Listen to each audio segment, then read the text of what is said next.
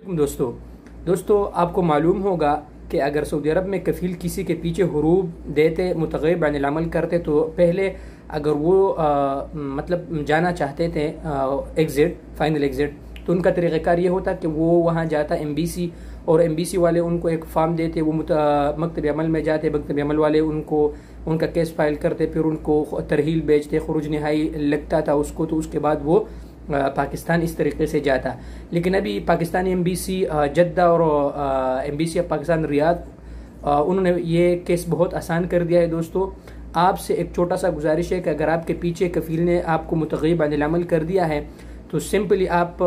MBC of Pakistan Riyadh जाए या जद्दा जाए, वहाँ अपना इकामा नंबर दे दे, बाकी आपका जितना भी आपके अखराजात है, जितने भी आपके केस हैं, वो एमबीसी ऑफ पाकिस्तान खुद करेगा।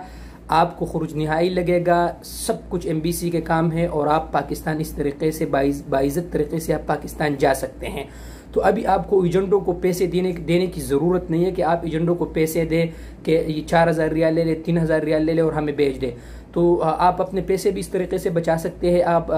जद्दा जाए, पाकिस्तानी कौंसल जनरल जो जद्दा में है, वह अपना इकामा नंबर दे, अपना पूरा डेटा दे, इंशाल्लाह वो लोग आपका जो केस है वो ख़ुद लड़ेंगे और आपको आसान तरीके से खुरूज निहाई का पेपर दिलवा के आप पाकिस्तान इस तरीके से जा सकते हैं। दोस्तों आपको आप लोगों को एजेंटों को अगर जो पैसे देते हैं तो अपने वो पास रखें, और एजेंटों को देने की ज़रूरत नहीं है, ख़ुद एमबीसी जाके इस तरीके से आप पाकिस्तान जा सकते हैं। ठीक है दोस्तों।